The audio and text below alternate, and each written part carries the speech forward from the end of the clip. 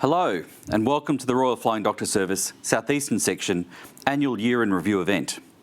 My name is David Charlton and on behalf of the board I'm going to be your host for the next hour or so as we share some insights into a year like no other.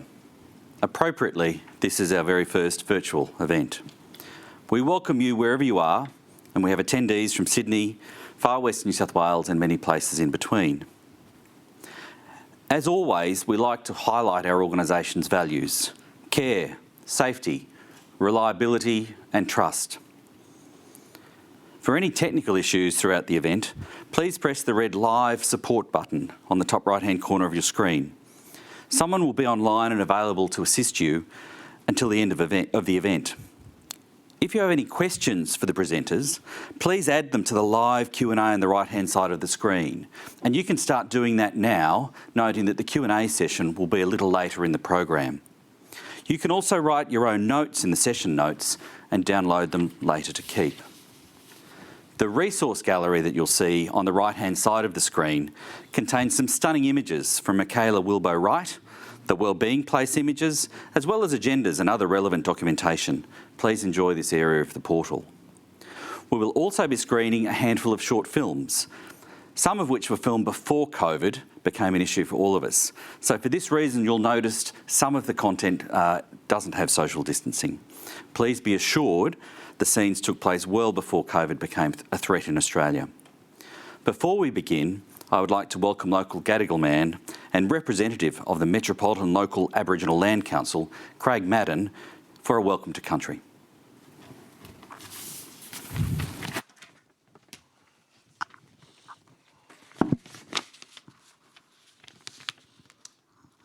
Thank you very much, David. Budjuri Gamarua, everyone. G'day and welcome. My name is Craig Madden. I'm a proud Bundjalung Gadigal man from the Eora Nation, and I'd like to thank the Royal Flying Doctor Association for inviting me down here today, I guess in these unprecedented times, to virtual welcome you onto country. I'm a proud Bundjalung Gadigal man. Gadigal land is the land that we stand on here today. Jinyura Gadigal. This land, this place is Gadigal. It's customary for Aboriginal people to invite guests or visitors onto our land or country. It's a custom that we've been doing for tens of thousands of years. So as a Gadigal man and a representative of the Metropolitan Local Aboriginal Land Council, I'd like to welcome you all onto Aboriginal land, my land, Gadigal land. I'd like to pay my respects to our elders, past, present and emerging. To any Aboriginal brothers and sisters or any brothers and sisters from the Torres Strait Islanders online today, welcome to Gadigal land. To all our non-Aboriginal brothers and sisters, a warm and sincere welcome to Gadigal land, Aboriginal land. The Gadigal clan is one of 29 clans which make up the Eora Nation. It's a nation that's bound by 3 distinct landmarks. So we have the Hawkesbury River to the west, the north, the Nepean River to the west, and the Georges River to the south. Within the boundaries of those mighty rivers lie the Eora Nation. The land that we stand on, the Gadigal people, are one of the 29 clans of that nation. To any guests who've travelled from across the seas, if we've got guests from across our great country, great state, or this magnificently beautiful city of ours, welcome to Gadigal land. I guess in these unprecedented times, doing an event like this is also extremely important for us as Aboriginal people, because we have people from all over our countries and different nations. So on behalf of the Metropolitan Local Aboriginal Land Council and its members, I'm extremely honoured to be here today and be part of this event, particularly this service. So once again, welcome, welcome, welcome. Thank you.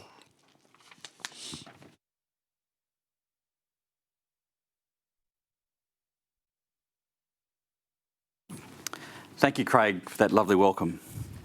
Today you'll be hearing from our Chief Executive Officer, Mr Greg Sam, our President, Ruth Sando, and members of our board.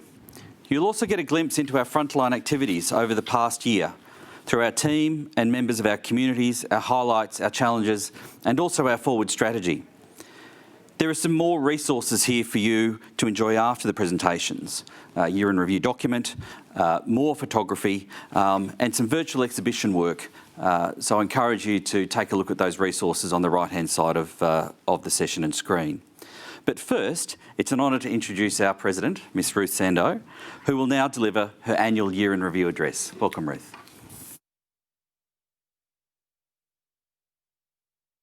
Thank you very much, David. And again, from myself to everybody who's out there in Cyberland, thank you for joining us again today. One of the great things that we do look forward to at the Year in Review is being able to greet people and have a bit of a chat around a cup of tea, a cup of coffee, a few choice refreshments. Unfortunately, we can't do that today, but I hope that the technology that we've got in place holds up and that you'd still have an enjoyable event. As the Chair of the Royal Flying Doctor Service South Eastern Board, I am honoured to be able to address you today. It's certainly no secret that this year has been extremely difficult. Bushfires, drought, which thankfully in many places has actually eased for the time being at least, COVID-19, all these things have changed our lives in ways that we could never have foreseen, and we still do not know when things will return to normal. Despite COVID-19 cases seemingly under local control at the moment, we must remain on high alert and ensure that we keep ourselves and each other as safe as possible. And I just want to share a tiny little moment that took place yesterday as Maria was showing me how to get to our hotel here in Sydney. And being from the bush where, you know, we're socially distanced all the time anyway, I grabbed hold of the handrail as we're going down the escalator and she said to me, "Ruth, you shouldn't be doing that." So it's a little reminder of the vigilance that we have to have at all times, and thanks Maria for pointing that out to me. The ongoing battle to close the healthcare gap and improve health outcomes for regional communities continues even in the face of adversity. Despite the challenges of the past few months, our staff have continued to provide emergency retrieval services, primary health, mental health and dental health services, and additionally took on COVID-19 testing and respiratory services. Add to this the challenges of donning and doffing PPE, whoever would have thought about it before 2020, social distancing and extensive training sessions. Our staff took on those challenges and have excelled. I would especially like to thank those at the front line whose courage and determination throughout this period has been exemplary. At this point, I also need to mention those of you here today and elsewhere who are our donors and supporters. Without you, we would not be able to provide the range of services that we do. Despite the challenges of the year, so many of you continued to donate and fundraise to prioritise healthcare for people in regional and remote Australia, even when times are tough. Our local fundraising groups, the Dubbo Support Group, the Lightning Ridge Support Group, Broken Hill Women's Auxiliary and the Silver City Bush Treadlers have all continued to support us, for which we are all extremely grateful. We have also had a number of people sign up to events such as the Bondi to Bush and City to Surf to raise money through Getting Fit. And while the Outback car trek sadly couldn't go ahead, we nevertheless thank them for their fundraising efforts. I'd also like to especially acknowledge those who are individual donors and fundraisers. These efforts are significant, they are important, and they are much appreciated. Thank you. Throughout the year, state and federal governments have provided extraordinary grants to enable us to provide COVID-19 testing clinics and respiratory clinics across the state. We acknowledge and thank them for seeing the need and empowering the Royal Flying Doctor Service to respond quickly and effectively. To our corporate neighbours and partners, Santos, IDEX, Tyre Doctor, Graslin and Hare and Forbes, we also extend our gratitude. Thanks for taking this journey with us. I'd like to take the opportunity to acknowledge our joint patrons, Her Excellency the Honourable Margaret Beasley AOQC and her husband Dennis Wilson, who are wonderful advocates and supporters of our service and who continue to promote the vital work of the Flying Doctor, as well as recognise the hard work and generosity of our donors, supporters and volunteers. This does seem like a lot of thank yous, but there are a lot of people out there to thank, and I can't stress that enough. The Flying Doctor relies on so many to be able to continue providing what is an essential service. Donations, fundraising and contributions from government and corporate entities enable us to continue to provide health care for those Australians who rely on us. So I will conclude there, but I'd like to hand over to Greg to reflect on the year's challenges and achievements. I thank you again for your commitment and trust and ongoing support and interest in the work of the Royal Flying Doctor Service. Maybe next year we will get to meet face to face. Thank you.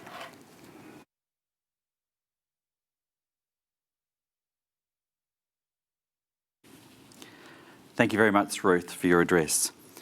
Very shortly we'll hear from our Chief Executive Officer, Mr. Greg Sam, but let's first see a short film. Thank you.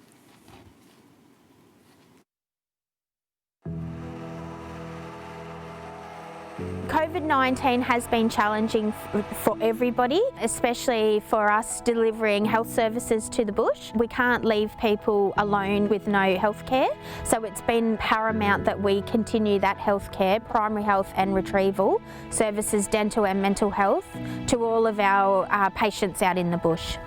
The main priority through COVID-19 is to ensure staff safety, patient safety and access to care. That's been able to be achieved by being innovative, changing policies and procedures, incorporating infection control training and implementing different ways of working to ensure that we provide our traditional services and some new services on top of that as well. So let's take the temperature first. Just grab a seat for me there, that'd be great. We've implemented a respiratory clinic, a GP-led respiratory clinic. We've also implemented swabbing clinics that are out in the network. We've implemented drive-through flu vaccination clinics, which was all new for us. And our telehealth service has expanded into primary health cars that have been able to go out with nurse-led primary health being facilitated as well. It's important not to forget the communities that we serve because we have so many tourists that come through still at the moment and have been for the last few months. So we've got to make sure that the people coming through from city areas or big regional towns know what the protocols are, can be tested, you know, if they do happen to get sick while they're out there, and that we can be protecting those small communities that they're travelling through. And people are often shocked that we're providing this service and that it's out where it is because they don't expect that to be there. We want to stay safe, we want our families to stay safe and the Australian public to stay safe, so it's important for all of us to play our part, and at the Royal Flying Doctors we definitely are playing our part in the wider Australian response to the pandemic.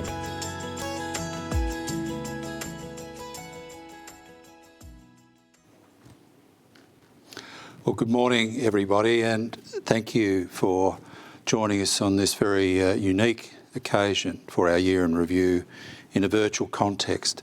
Can I begin by thanking Craig for his welcome to country and also acknowledge that we today are on Gadigal land and pay respects to elders past, present and emerging.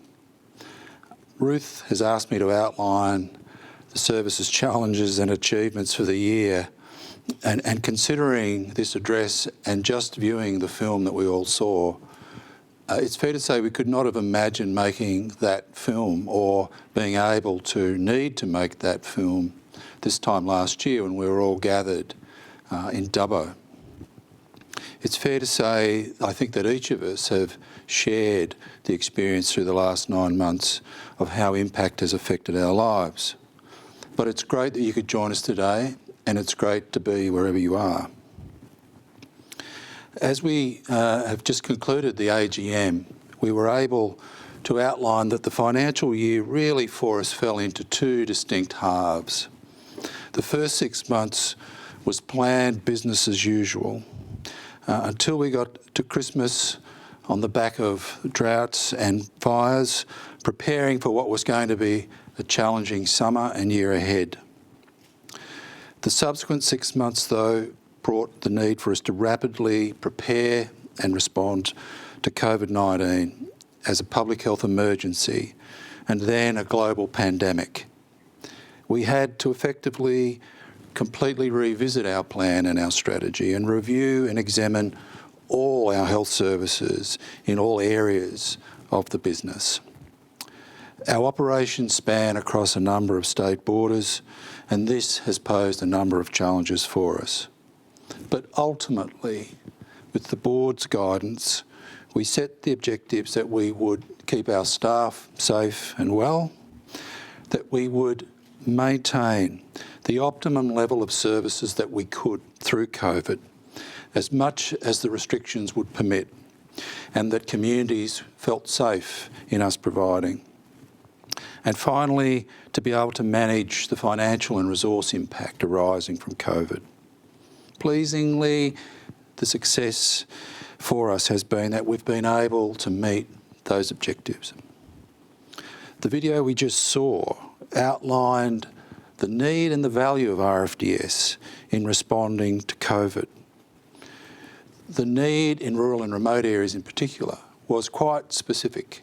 So whilst the COVID response in many metropolitan areas, and certainly in the southern states through the first quarter, was harsh and widespread, the challenges in remote areas were far less apparent, but it spoke to our core business, which is having relationships with communities to be able to adapt and be responsive. Pleasingly, the RFDS was able to be part of a national response, and as you have seen, we were able to establish a number of specific COVID services. Our staff adapted quickly to new ways of working under very difficult circumstances. The precautions needed across our services to protect staff, to protect patients, and importantly to maintain infection control within the community are wide-reaching and are likely to continue for the foreseeable future. One of the underestimated impacts of the pandemic was the rapid cessation of regional airline travel and restrictions on other forms of public transport. This had caused a number of issues in our network, particularly for the access to the numbers of healthcare professionals that relied on routine public transport to be able to provide services into the broader health system. Pleasingly, through arrangements with the Murrumbidgee and Western New South Wales Local Health District, we were able to develop and implement an interim service to operate scheduled transportation routes for many health workers to not only maintain our own service, but for us to support the maintenance of other specialist health services in our region. It's important to state also that the ability for us to quickly respond to this has been the ongoing and the deep support and recognition that has been given to us by local communities and importantly, all levels of government. It is a natural extension of our relationship with rural and remote communities that makes these types of responses quick but effective. COVID-19 examples for us, as you've seen, have included the provision of respiratory clinics, deploying far more telehealth services, and the need for us to change our clinical and social practices to protect staff and those who use our services. So I'd like to recognise all our staff who've been working within an environment requiring these high levels of protection and infection control for such a long time. We routinely operate in challenging environments, and COVID-19 has added an extra dimension to this. Through a period where service access became more difficult for so many individuals and communities, we were able to, through close understanding of the needs and risks, to be able to respond to demand for services throughout the pandemic. Our core services of emergency retrieval, patient transport and primary health services have been maintained despite variable impacts on direct service provision.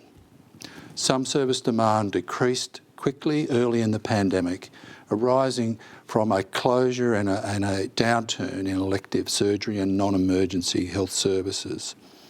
But we were able to increase our level of telehealth consultations and develop and direct a number of our primary health clinics into areas that became clearly underserviced as a result of COVID. Our GP services, dental, mental health and alcohol and other drug services adapted incredibly well to the restrictions and variations in access.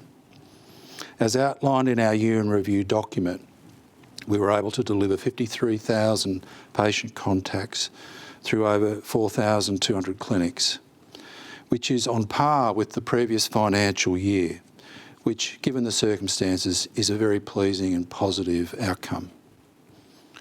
Our aim is to continue to grow our service footprint, and we were able to support the opening of 2 new remote clinics located at Louth and Tilpa, and a 3rd clinic will be opened in the near future once border restrictions permit at Inaminka. Clinical challenges slowed our dental clinics delivery, but we saw well over 5,000 patients through over 760 clinics in over 47 locations. We were able to commence and further expand primary health services into the northwest of the state. Responding to community need, we have been able to provide mental health, alcohol and other drugs, peer support and primary health nursing, and shortly general practitioner service will be available as well. Later in this forum, you will hear from Chris Belshaw. Chris is one of the most experienced rural and remote nurse practitioners in Australia, and we are fortunate that Chris works for us. Chris and his team and their service commitment exemplifies the importance of us maintaining our presence, our physical presence, in communities that lack basic services. So my thanks to him for being able to share his experience with us today. Mental health needs of many in our community are increasing. We were seeing the trend of increasing demand across the board for our mental health services as we saw the impact of drought, as we saw the impact of the continuation of duress arising from prolonged lack of rain. We could not predict that this would be amplified by the impact of COVID, and the demands within communities and those living in very remote locations sought to reach out to the RFDS. With the generous support and encouragement of our communities and our donors in particular, we have been able to enhance the level and range of our mental health services. We were able to open the wellbeing place in Broken Hill, and with that launched an integrated, holistic approach to mental health support and broader wellbeing. Already tremendously successful within Broken Hill and surrounds, we aim to expand this service into other areas in the network through the coming months. At this event last year, you will recall, those of you that were there, that we acknowledged and shared and celebrated the launch of the Visitor Experience Centre at Dubbo. This is a high quality tourism attraction, and for the first 6 months of its launch was incredibly successful. There is no doubt that the impact of COVID on all our public accessible facilities took a significant hit for a number of months, and the impact on all those staff and volunteers who support those facilities needs to be recognised and thanked. But we now are seeing, with the lifting of restrictions, a return in volumes to people wanting to come and experience rural and remote health service and the RFDS and community. So our centres build on our tourism agenda by being able to educate on our service, to be able to reinforce the importance of our fundraising and volunteer endeavours, and importantly underscoring and giving living experience to the relevance of the RFDS work and the value to rural and remote communities. New aeromedical and flight training facilities have also now commenced and are in active use, which enables us to deliver both industry-leading education programs and the supporting technology to deliver them to both our aviation staff but also externally. We were pleased to be able to host the Governor of New South Wales and our patron, Her Excellency, the Honourable Margaret Beazley, in launching that facility.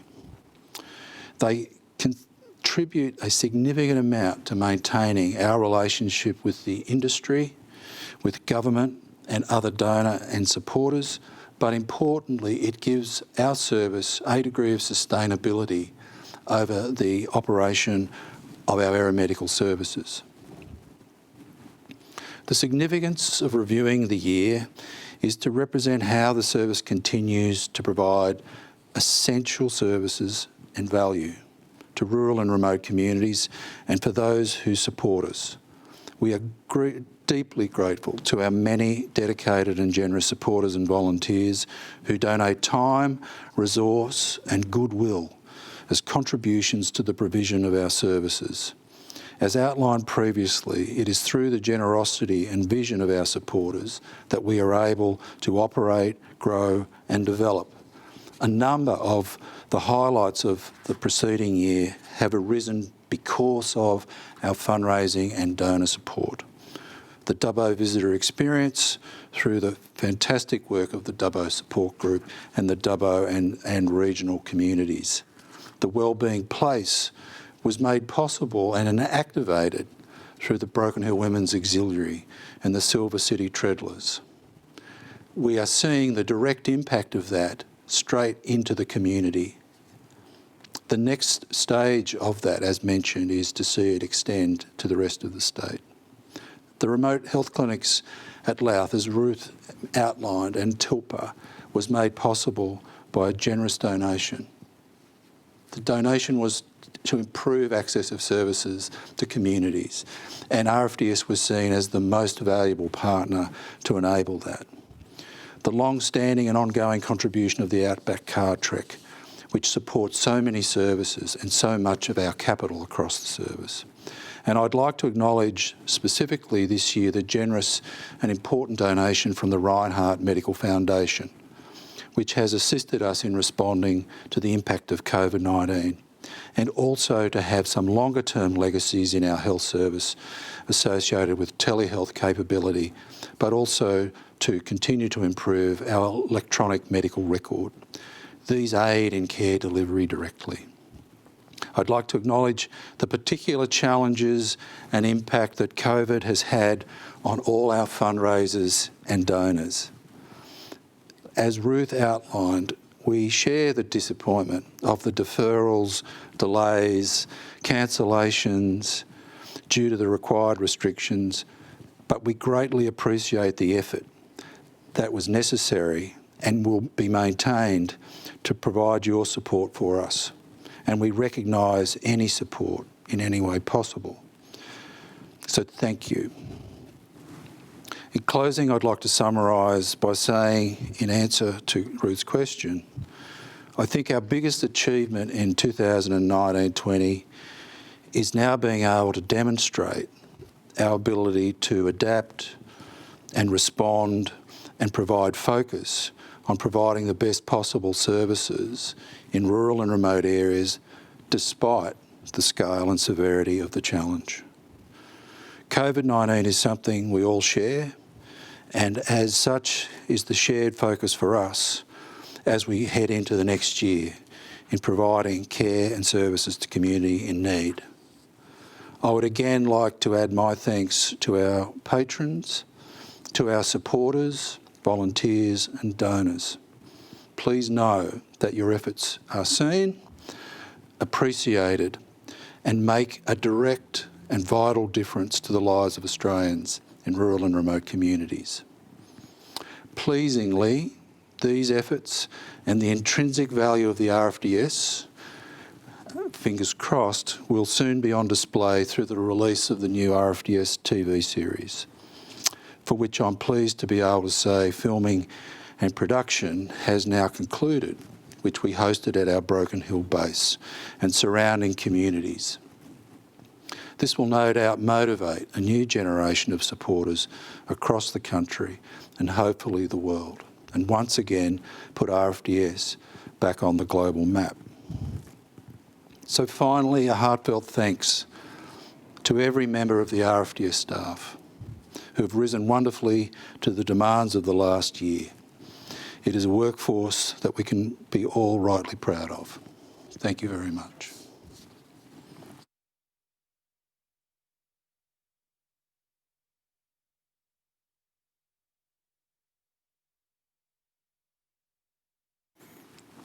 Thank you, Greg, for those very thoughtful words. It's the generosity and commitment of our supporters which makes it possible for us to deliver life-saving health services across rural, remote and regional Australia. Volunteers, donors, support groups. Our supporters take many forms. Please enjoy a tribute we've put together to these dedicated and good-hearted people. To each of you, thank you.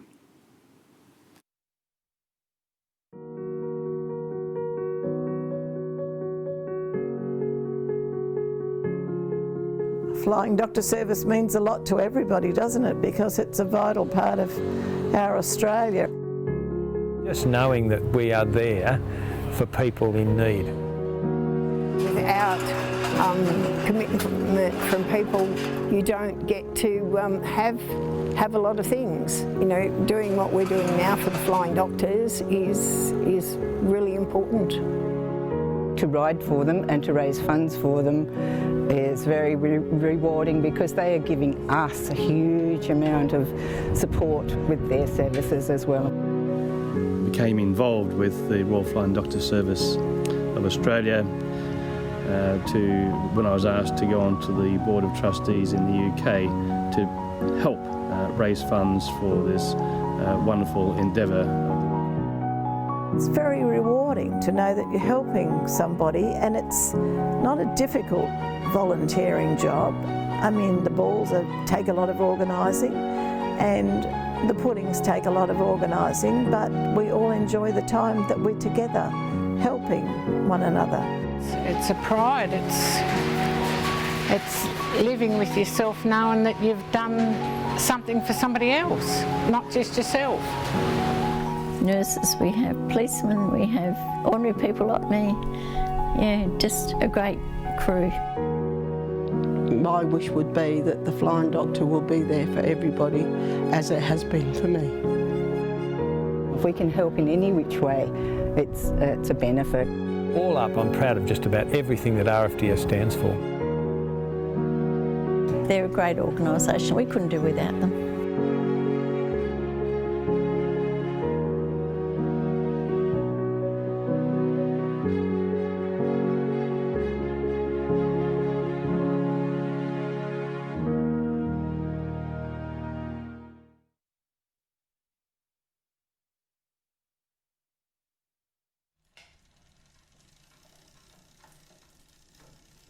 I'm a regular giver of the RFDS. I've been doing it since I was 5. It's something that I've always done and I always do. It's just like a habit at this point. I support the RFDS by my involvement with the Outback Car Trek, the Royal Flying Doctor Outback Car Trek, which I've been doing for 30 years, so every one of them. Well, it's a thing that I think will never change. It's just in our DNA that we're joined at the hip with the RFDS. I support the Flying Doctors through cycling, doing cycling trips across the outback and the hinterland. Phoned up and I said, I think I can upgrade, so I upgraded to pilot wing member. And I said, do you want any volunteers? He said, how quick can you get it? And that was it. I've been donating to it for a long time, and when I retired I decided I'd start to volunteer some speaking, which I still do for them now. I give to the Royal Flying Doctor Service through financial contribution, as well as I've set a fundraising page for the Bondi to Bush Challenge. The RFDS motivated me to get up every morning and actually do this ride for a good cause. It's just amazing to be able to finish the challenge and stay fit and healthy, and also able to sort of give to the Royal Flying Doctor Service. My twin sister and I rode from Nowra to Nymagee, and we raised in this COVID year about $3,500, which we thought was pretty good because it's very tough out there at the moment. This is so worthwhile, and it combines raising money for a great cause and seeing the outback and becoming part of the family. A person is serviced with some sort of medical service every 2 minutes of every day, of every month, of every year. And it's just, the people in the bush couldn't live without. When I hear of RFDS, it's just hope, knowing you've always got someone or something that can help you. And to know that you can be safe anywhere you are. When you get out there and see what can happen on a property or a car accident or something like that, the RFDS are just, you couldn't do without them. I've seen the vastness in which the Australian communities are living, and it pretty much inspired me to say, hang on, this is a organisation you can support, and why not?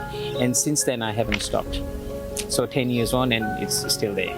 Unfortunately, because of fundraising events such as ours, a great many fundraising events, that the RFDS is able to provide that mantle of safety.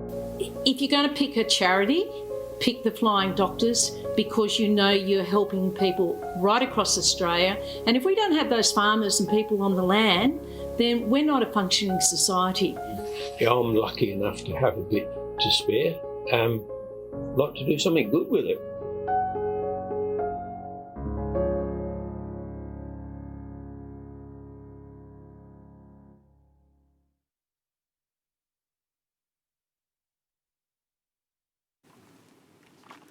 Thank you to all of our supporters. Please know that we appreciate all of your time, energy and commitment to the Flying Doctor. You make it possible for us to deliver vital healthcare to our communities. Now we come to the part of our event where your participation is encouraged. It's our panel discussion, and we've certainly got a question or two coming through. But I'd like to introduce our panellists today, our President, Ruth Sandow, our Vice President, Alex Scomps, our Treasurer, Tony McRae, and our Chief Executive Officer, Greg Sam. So what I'm going to do is, I've got the questions coming through, and I will read them and pass to the panel for discussion, and then we'll move on to our next question. So the first question is around our section financials.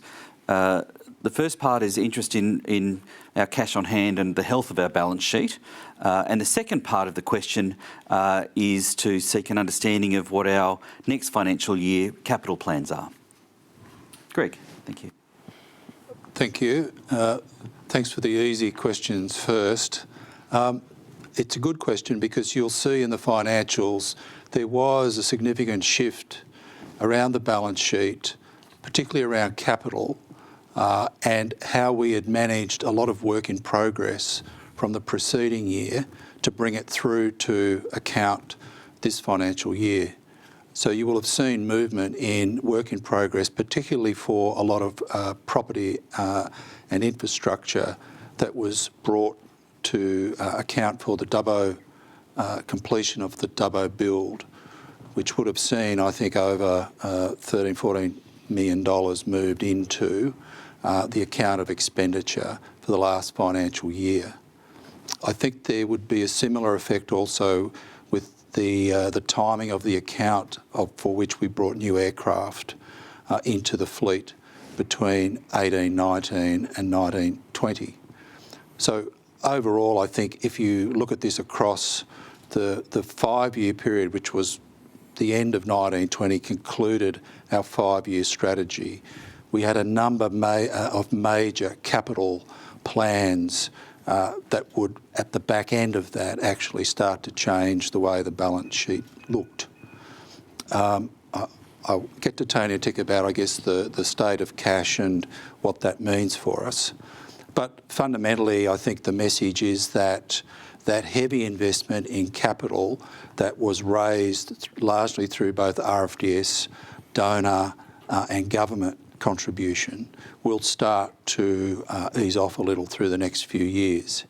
A lot of the expansion that we're planning for is largely around our service profile. So that will require a lot more investment in personnel and staff, and likely some road vehicles and likely some capital improvement.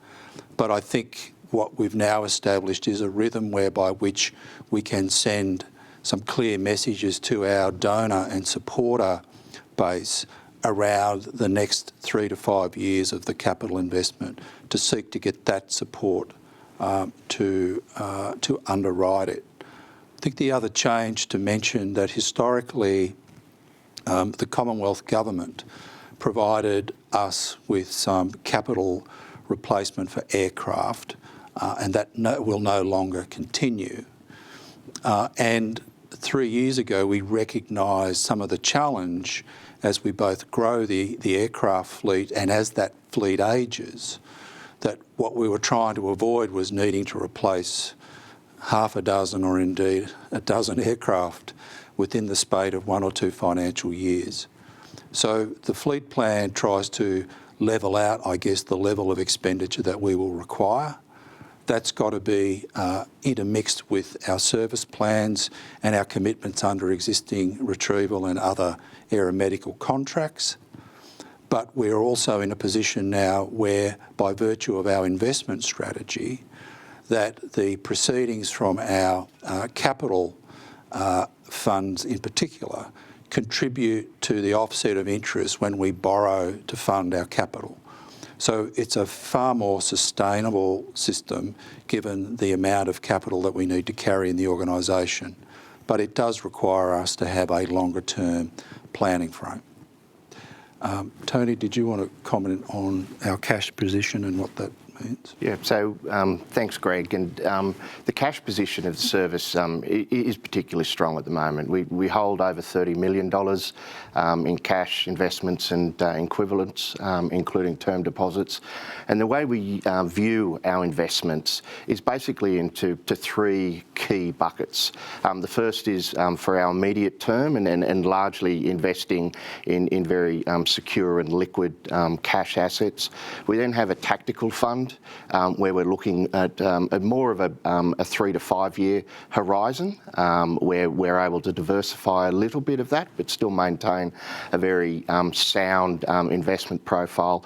And then we also hold a strategic fund that is looking for the 5 year and beyond, which allows us to gain a much stronger return, and very much coupled with our investment manager, JB Weir. We look at that regularly and adjust it, and pleasing to say that all of those funds have actually grown over the last 12 months and continue to perform well, even in these uncertain times that we're seeing within financial markets. So I'd certainly, Greg, describe both our balance sheet and our cash position as being very solid and stands us well to be able to meet our short, medium and long-term commitments.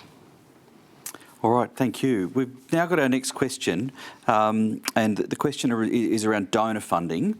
And so the question is how do we spend our donor funding compared to other types of funding? Well, look, I'll have a first tilt at that. Donor funding, the first point to say is that all our donor funding is directed towards service provision.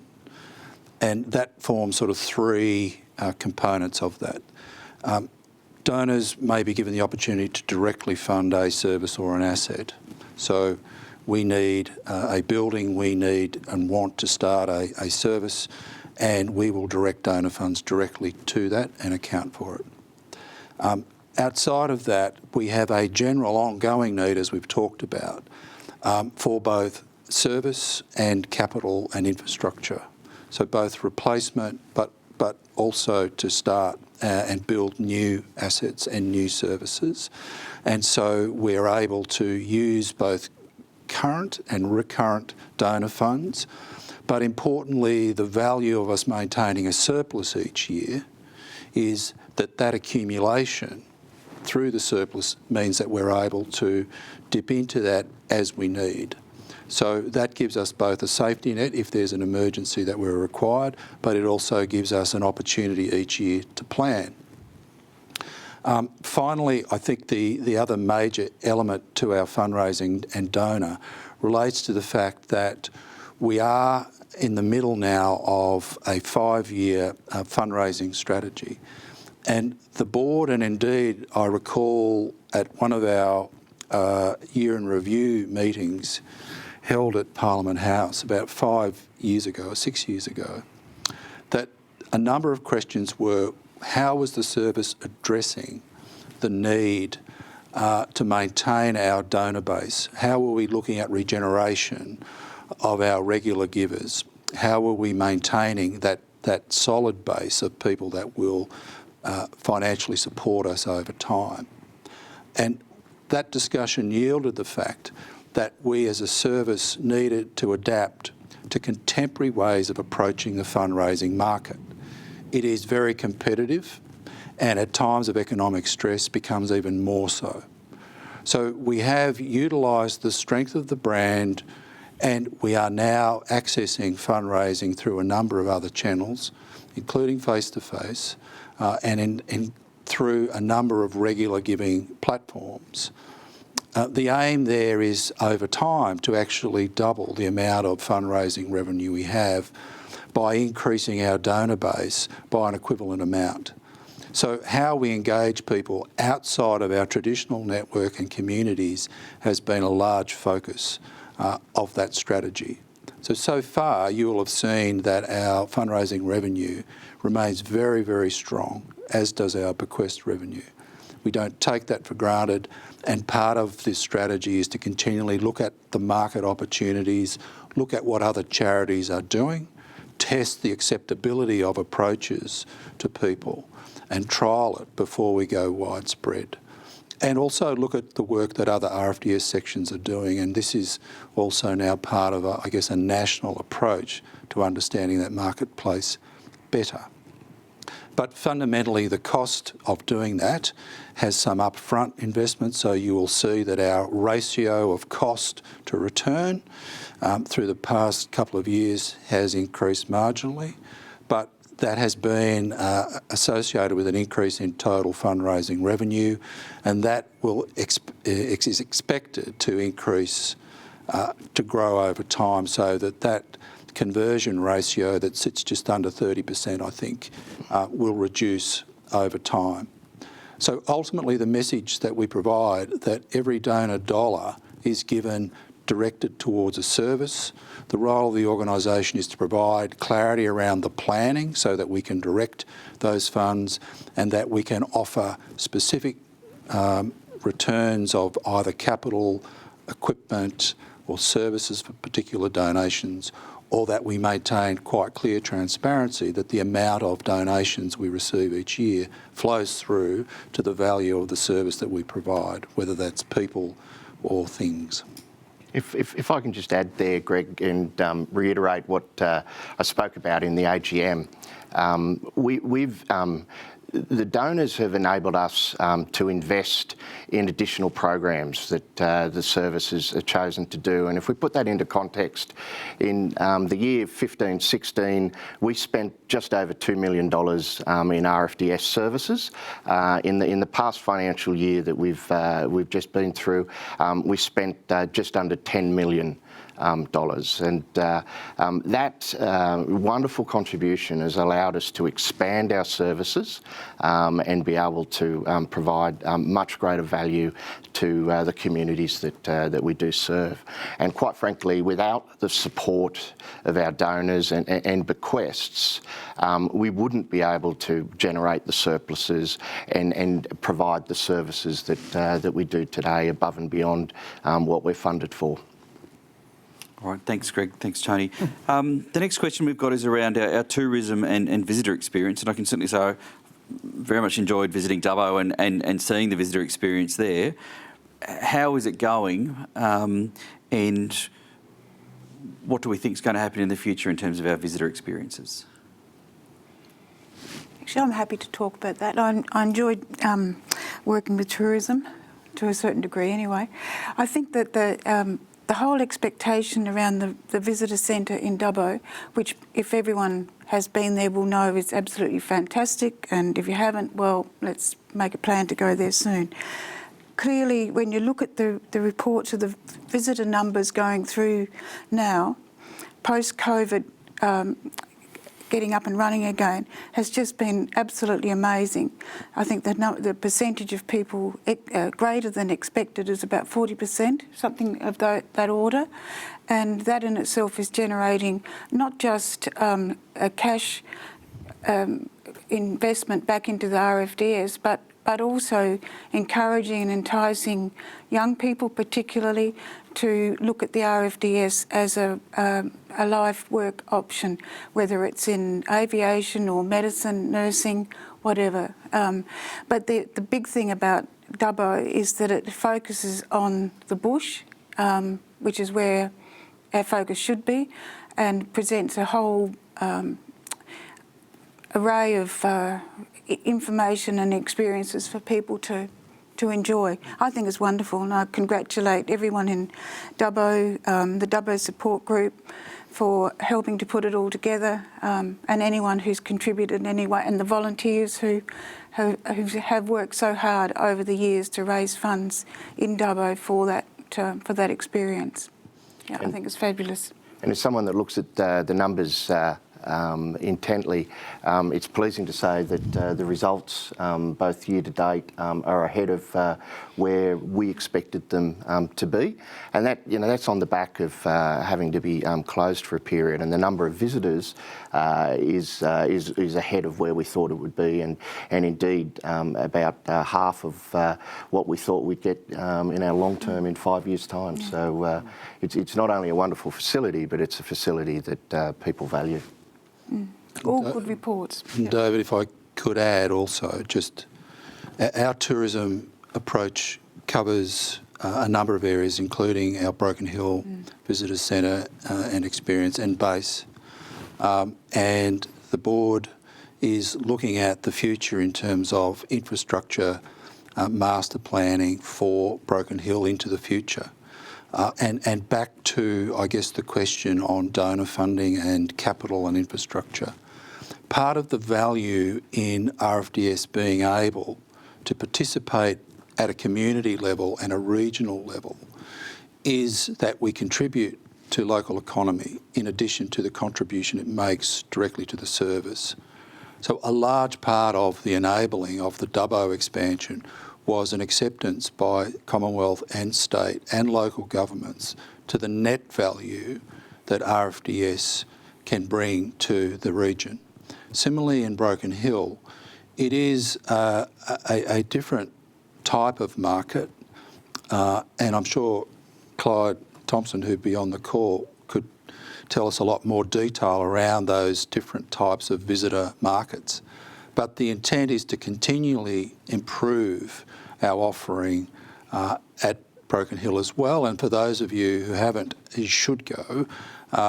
Once we're seeing the back end of COVID, once the TV show filming is packed up and left town, we can reclaim a lot of that heritage hangar space that became available on the back of us constructing and utilising the new hangar, the new aeromedical hangar and engineering hangar.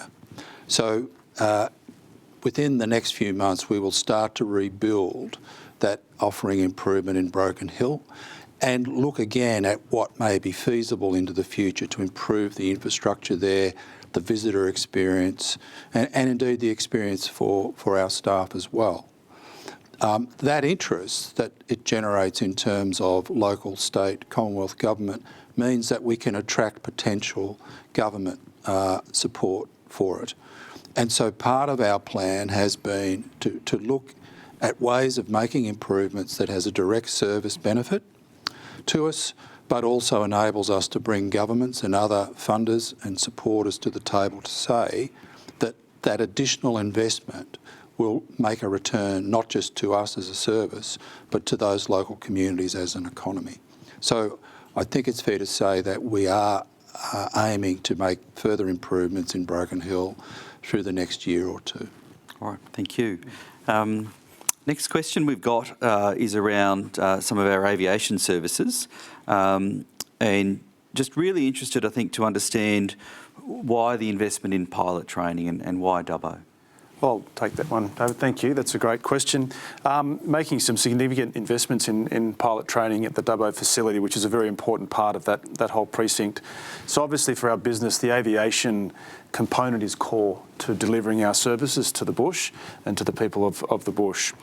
And a very much part of the bedrock of aviation is pilot training, particularly in the type of operations that we have, single pilot, complex aircraft, performing emergency flights, etc. So we need to ensure that our pilots are well trained and at the absolute top of their game. So pilot training involves flight simulators and flight training devices, which are expensive. So we've invested in that equipment ourselves, which does provide us with quite a saving to only a degree in terms of not having to send our pilots up to Queensland or overseas to do their training. It allows us to control the training that we do in the device, the types of airports that we can train to. Rather than typical simulators having major capital city airports, we can simulate our strips and fields in the bush. The system we've invested in comes with a very complex and sophisticated learning management system, which is top of its class, and again allows us to give the pilots that extra bit of training. By reducing the operational cost of sending pilots to other training centres, we can also then increase the amount of training we give them above and beyond the minimum regulatory requirements in order to make them better and safer operators. It allows us also to conduct training with our flight nurses and doctors with the simulators as well, which is a critical component to an integrated aeromedical operation. So yes, it is a big investment that we have made, but it is providing substantial benefits through our flight training organisation. I can say that in my other day job, where we operate a number of aircraft, we have actually been coming back to the flight training organisation at the RFDS to ask how they're using the flight training equipment here, which is educating how we do things at Qantas as well. There's some really class-leading activities going on there. All right, thanks, Alex. Look, we've just got one last question around fundraising strategy and just some interest in how we might consider different age demographics and also working with people from overseas to support the RFDS. I'm sure others might have a view. I think apropos of my earlier comments, we now are looking at different age segments and different platforms, and so a large part of the investment under the current strategy has been looking at the online and digital opportunities. It's also relating to how we market and communicate and talk about our service to different age groups, particularly who have not grown up with the Flying Doctors, don't know what a $20 note is, don't know what social studies is in primary school. And indeed, we are using that through understanding and evidence base about how we now go into different fundraising markets. So the short answer is that forms very much of our fundraising strategy, that the online marketplace now gives us a lot of opportunity to actually target specific groups, both geographically and demographically. In terms of international, I think we've maintained a very strong international presence despite, I think, the decline in the last Crawford's RFDS TV show, which seemed to be still running in certain markets up until recently. So we hope that the new TV show and that basically can get picked up and be a promotional vehicle for that. But I want to recognise the fact that we have the UK Friends group who are very active, not just in the UK, but more broadly across that part of the world. And we had a very long-standing relationship with a Germany fan club. I suspect they may re-engage on the back of the next series. And I should also reiterate, I think we operate very much as part of a single brand federation, and that is that people travelling to this country, no matter where they come from, will increasingly want to experience travel through the outback, and that RFDS is very much part of that story. So it is front of mind in terms of how we maintain the growth and sustainability of our fundraising base. All right, thanks, Greg. To those online joining us virtually, thank you very much for your questions today, and certainly thank you very much to our panellists. Shortly, we'll hear why our mental health services are so vitally important to outback families. through a short film about the experiences of the Mannion family from Packsaddle. But first, we'd like to share a view from one of our team members on the front line. We're joined today by Chris Belshaw, who's a nurse practitioner, to share his perspective and some tales from his work in the outback in places like Inaminka. Thank you, Chris.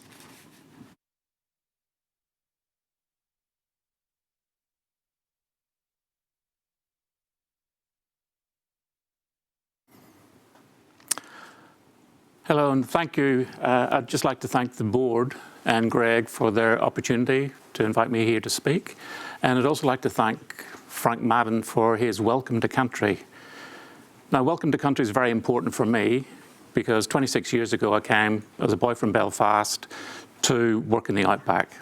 My first experience was working up in the Cooper Basin. That was my first glimpse of what the RFDS has to offer. And it blew me away. Just being able to sort of provide care and support to families, to a community so far away from everyday life was just fantastic. We look at sort of, our motto is providing the finest care in the furthest corner, and we are geographically the furthest corner. You couldn't get further away from Sydney to where we are up in the Cooper Basin. So to be able to provide that level of care is just fantastic. My background was all critical care, intensive care, neurotrauma before I came to Australia. And whenever I went up to work in the Cooper Basin, I couldn't get a full-time job at the RFDS. And I had to go off and do my midwifery training and then came back. And about 6 years later, I came back and had the opportunity to work for the RFDS. And I've just absolutely loved it. So for me, working in the Cooper Basin, it's providing ongoing primary and emergency health care. The RFDS has supported me to further my studies, and for the last 10 years I've been working as a nurse practitioner. So working basically at the highest level you can as a nurse, not as a mini doctor, but as a maxi nurse. And that allows me to work and support our medical staff. So I can look after a lot of patients, a lot of day-to-day stuff, and allow them to focus on critical patients. One of the big aspects of being able to work in the Cooper Basin, and Inaminka is where I am at the moment, I've been up there for the last 18 years, but I'm not in isolation. Part of that is that we're working in a team, and there's 3 of us that work there. Combined, we have 55 years of experience of working with the Flying Doctor Service. That says a lot for the Flying Doctor Service, that you've got staff who want to stay there, staff who are committed to the organisation because it serves a purpose to the community. We're all definitely sort of, embedded in the community. We love the community. We've known the people. We've known them from little kids growing up. Now so they're into their adulthood. And they're part of our family. We're part of their family. And it's that support that allows us to look after them and to provide care for them when they need it. So they can pick up the phone at any time and talk to us. It's non-judgmental. We're there for them. And it's great. It's great being part of our community. And for me in particular, I've been really blessed because over the last year, I was allowed or enabled to provide some of the care with the mental health team, and we went up to the Northwest Corridor as part of the We've Got Your Back programme. We were there as part of the drought relief programme, doing primary health care. So as a nurse practitioner, I was with one of the mental health counsellors, and we were going around station looking, talking to people, getting their story and validating what was happening to them. And the drought was terrible. So seeing properties where they've totally destocked, there's not a blade of grass there. And families of doing it really tough. And sometimes they just needed somebody just to come to hear their story, to sit with them, to have a chat to them. While we're there, we're then looking after primary health care because they were worried about the financial side of things. So they don't want to go into town. They don't want to worry about other things. So that's allowed me to then to progress and move forward. And I've also been then allowed to work in the COVID clinic at Broken Hill. It's a new venture. It's something that's that the RFDS has responded to because of what's been happening in the current situation. So the RFDS is well placed to adapt as an organisation to community needs. One of the things that was spoken about earlier on was about the donors and where the donor money goes. As a midwife, I can attest that one of the pieces of equipment that we have was a Doppler, and the Doppler cost $1,100. And whenever we have mums coming in, the look on their face whenever they can hear that baby's heartbeat for the first time with the Doppler is just fantastic. And that's donor funding. That's where your money is actually being put back into the community, to being able to use a piece of equipment that's been given to us, gifted to us, for the benefit of the community. We have other pieces of equipment, such as a centrifuge, costs $5,000. But that allows us to spin bloods down, so whenever we can get the bloods out to the lab, they're actually in good condition and we get a proper reading. So again, that was donor funding that provided that. So on behalf of the team, we'd like to thank all our donors for supporting us, but also I'd like to provide a thank you to the rest of the team. We're not here as individuals, we're here as part of an organisation. That organisation, from Greg and the board, all the way down through the admin staff, all the marketing staff, then we've got our pilots. Our pilots wouldn't be flying if it wasn't for our engineers. So if it wasn't for Graham pulling the plane out in the morning, getting it ready for flight, we wouldn't be taking off. If it wasn't for Chris doing comms and Kendall organising the operations, we wouldn't be airborne. If it wasn't for Marisol and Danica in finance, we wouldn't be able to pay for things. We wouldn't be able to organise things. So we might be on the front line, but we're only on the front line because we've got an organisation that's supporting us. And that organisation is then supported by the donors and the friends. And on behalf of all of us on the front line, I'd like to say thank you to you for your support.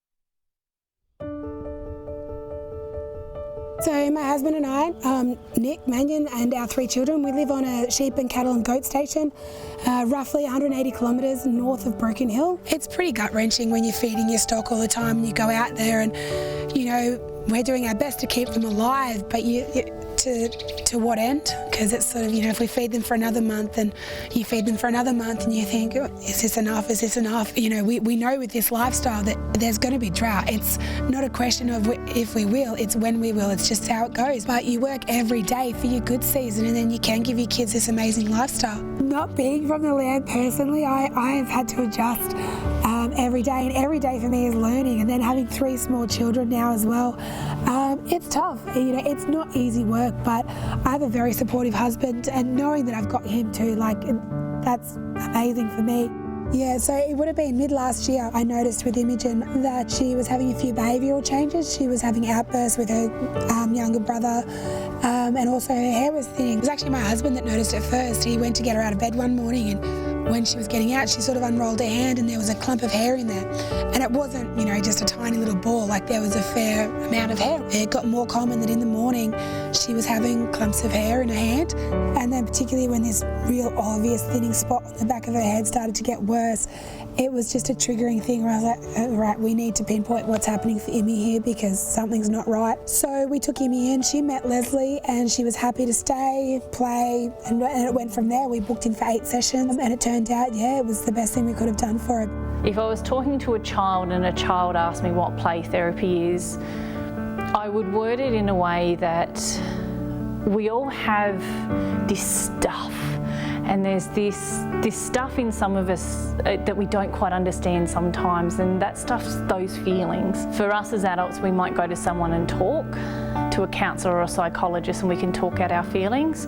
For children, the safe space for them is to play it out because they don't have the language that we have as adults yet. As a play therapist, I'm there to support them to heal through that play and to understand what those feelings are and to help them problem solve on how they might approach those feelings at different times. And it's all done in the world and the culture of play, which is the best language that any child can have. It wasn't something that I thought would be the answer to our question, but as it turned out, it was. We found out that as she was taking on our emotions with the drought, what was happening at home, we didn't realise that she was having such a physical reaction to it, which I guess you don't think about with a 5-year-old. You think that things just sort of, water off a duck's back with kids.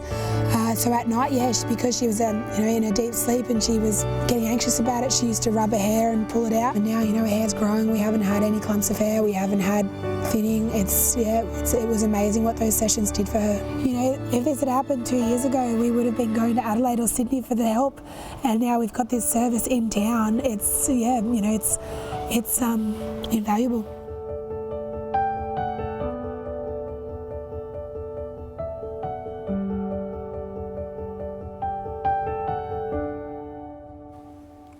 Thanks to the Mannion family for that quite wonderful and moving story. And thank you also to Chris for your words, very powerful. And thank you for your service as part of our frontline team. This concludes the formalities of our event today. We hope you'll make a cup of tea and enjoy the resources that you can see on the site, including the Year in Review document and the photography exhibitions. If you know someone who missed out joining us today or would like to hear some of our presentations again, you can come back to the site for the next few weeks. It should be up until the end of December. But on that note, thank you very much for joining us today. We wish you a good day, take care and good afternoon.